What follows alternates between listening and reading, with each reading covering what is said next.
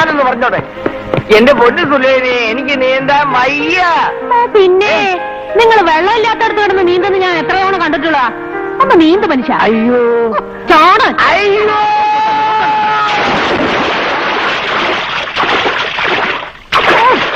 അവിടെ കിടന്ന് പടക്കാവ് നീന്ത് മനുഷ്യ. അങ്ങനെ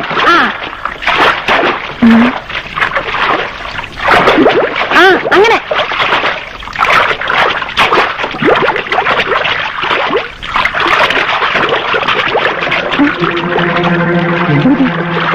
അയ്യോ ഒന്നുമില്ല. ഇൻകേസ് ഒന്ന് ഇറങ്ങി നോക്കണോ എന്ത് പറ്റിയെന്ന് അറിയില്ല. നോക്കിരിക്കാവ് ചാടോ. അങ്ങനെയാണ് അങ്ങേരെ രക്ഷിക്കണേ. അയ്യോ എന്ത് പറ്റി ചേട്ടന്?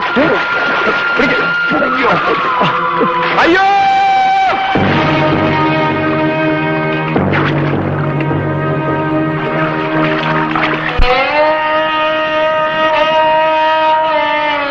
വിദേശ ചികിത്സ കഴിഞ്ഞെത്തിയ മന്ത്രി മറുകണ്ഠം മാധവൻ വ്യായാമാർത്ഥം നീന്തുന്നതിനിടയിൽ ഹൃദയാഘാതം മൂലം നിര്യാതനായി. മന്ത്രിയുടെ മരണത്തെ തുടർന്ന് ഭൂരിപക്ഷം നഷ്ടപ്പെട്ട മുഖ്യമന്ത്രിയോട് കെയർടേക്കർ ഗവൺമെന്റായി തുടരാൻ ഗവർണർ നിർദ്ദേശിച്ചു. മറുകണ്ഠം നിയോജക മണ്ഡലത്തിൽ ഉപതെരഞ്ഞെടുപ്പിനുള്ള ഏർപ്പാടുകൾ ചെയ്യാൻ ഗവൺമെന്റ് ഇലക്ഷൻ കമ്മീഷനോട് ആവശ്യപ്പെട്ടിരിക്കുന്നു. മന്ത്രിയുടെ മരണത്തിനു പിന്നിലെ ദുരൂഹ സാഹചര്യങ്ങളെക്കുറിച്ച് CBI അന്വേഷണമുണ്ടാവണമെന്ന് പ്രതിപക്ഷ നേതാവ് ആവശ്യപ്പെട്ടു.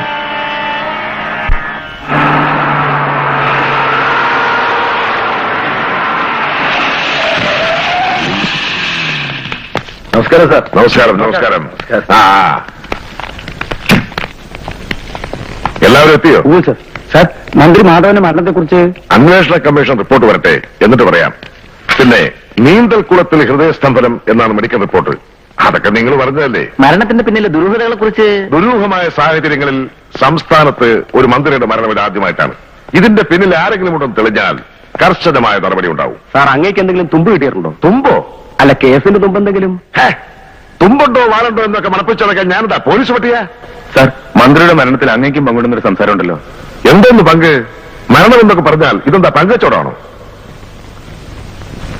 മലയാളത്തിലെ ഒരാളാണല്ലേ? അതെ. മനസ്സിലായി മനസ്സിലായി. ചുമ്മാ അതല്ല, കുളത്തിൽ കുളം തോടുന്ന ചോദ്യം.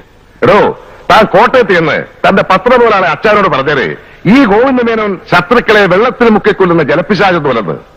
എന്തിനാണോ അയാളിപ്പോ എന്റെ കുഴിതുകൊണ്ടാണ് ഇറങ്ങിയിരിക്കുന്നത്? ഇത്രയും കാലം ചോദിച്ചതൊക്കെ ചെയ്തു കൊടുത്തതിന്റെ പ്രത്യുപകാരമായിരിക്കും എന്നോട് ചെയ്യുന്ന ചെയ്ത്. അതല്ലേലും ഒരു ജാതി റബ്ബറിന്റെ സ്വഭാവമാ അല്ലേടോ? അങ്ങോട്ട് വേണേല അങ്ങോട്ട്, ഇങ്ങോട്ട് വേണേല ഇങ്ങോട്ട്, എങ്ങോട്ട് വേണേ വളയും. ഉപതെരഞ്ഞെടുപ്പ് സ്ഥാനാർത്ഥി ഇന്ന് തീരുമാനിക്കും. ഹൈക്കമാൻഡിന്റെ ഒബ്സർവർ വന്നിട്ടുണ്ട്. എനിക്കൊരു അല്പം തിരക്കുണ്ട്. നിങ്ങളെയൊക്കെ പിന്നെ കാണാം. ശരി.